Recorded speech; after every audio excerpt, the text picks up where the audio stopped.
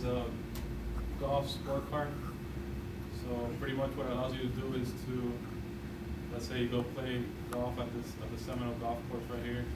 You can get your phone, make a course for that course, make an entry for that course in your phone, input how many holes that course has and what the par of each hole is, and then actually go and play that course.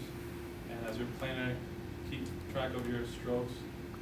And at the end, the phone will actually show you what your score is and what the functionality is that you can actually keep many games that you play on the phone and keep track of how you're doing throughout time, see if you're improving on your score or not.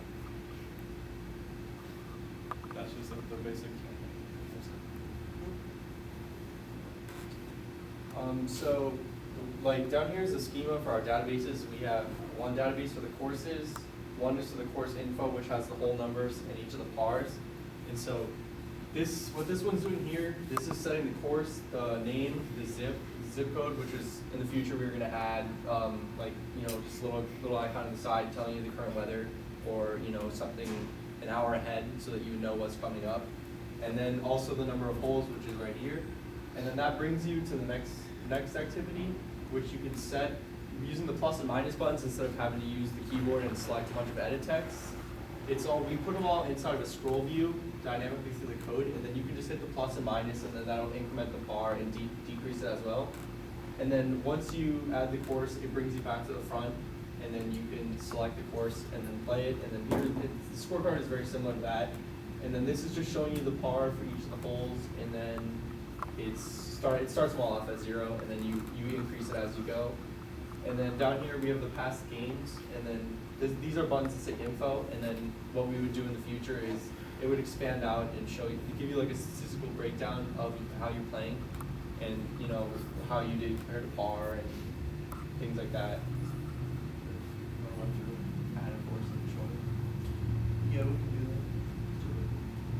You got it. That's the run.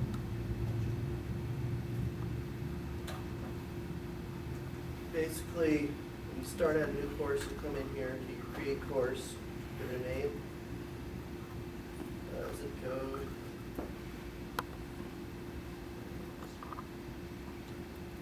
number of holes, and you say it's a 4-hole course. Go down, add new course.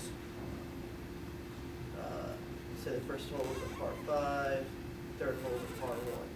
And the other two are both par 3s. Alright.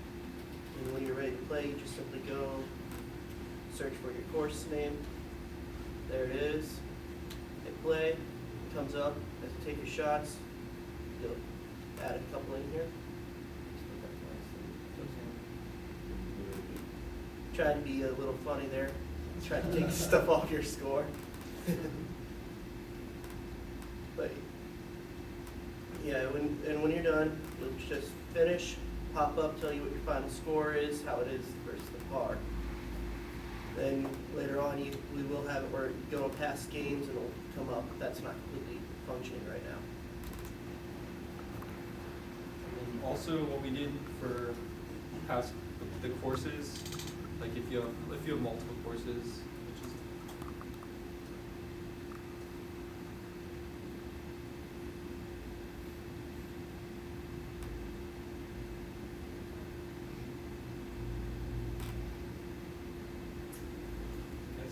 we made it so that when you're searching for the course, it converts everything to lowercase and removes all the spaces, so that if you have a bunch of courses with similar names, or it has apostrophes and special characters in there, we just moved all that out so that you don't have to be completely accurate with it, and there's some flexibility for it. And then that's pretty much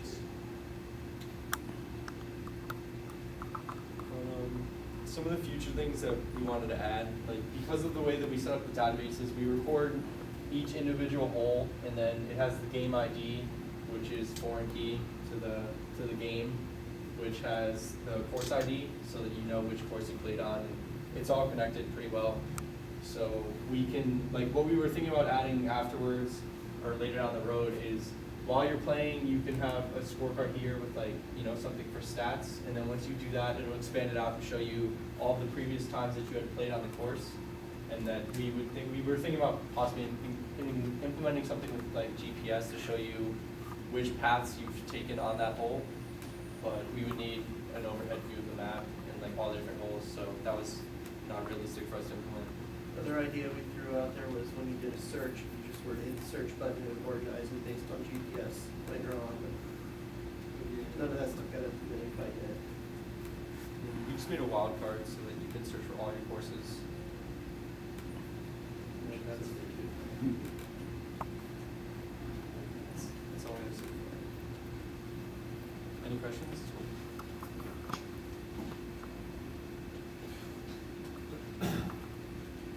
Well, you know, a good functionality that you could add to this particularly would be like giving somebody their handicap. Like after playing a certain course like 6 or 7 times, like you can just like give the average and tell them like what their handicap would be. Like if they're a scratch golfer or something like that. Yeah, we have that, like, a lot of this stuff, because since we designed the scheme the way we did, like, it wouldn't be too hard to do that, it's just crunching the numbers, like, Yeah.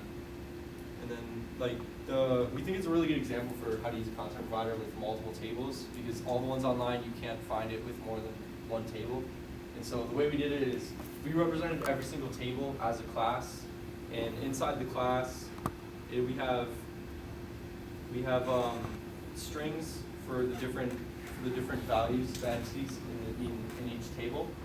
So when you're in the code, it makes it a lot easier to read, because we have a class called tables, and then within that there's a class for courses, a class for course info, and then game info, and it handles the content URIs and all of that, so that when you're writing the code, it makes working with the database a lot easier. Like here's an example. Like we just, right here's just the columns that we're selecting, and it just select all because we stored a string array already with all of the columns in it. And then here's the content URI, so it makes the query pretty simple. And then the way that we did the scroll view, which is right here. Well, there's not a lot. What do I got? Right here. It populates it with any number, like you could do 1 to 1,000 if you wanted that many. And the way we did that is we used a scroll view, and then inside that there's a table layout, and then dynamically in the code, right here, we created a function for it, add new row, because all of the rows are uniform.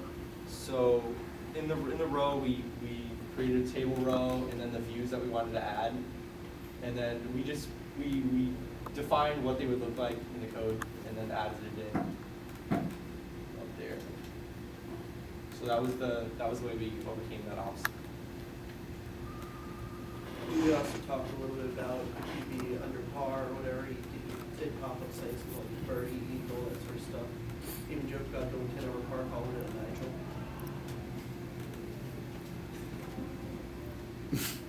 He just happened to be there while we were talking about this stuff, so yeah, he's comments. Yeah. You think some of those little jokey things wouldn't be appropriate for your target audience, who's probably gonna be old people? Or those Like people golf. who are playing golf and not really looking at their phone for any other reason than. Well, the only one we have is right here. Yeah, the only one is that. Just saying. No, I think Jerry should leave the way that. I think the other. I feel like later.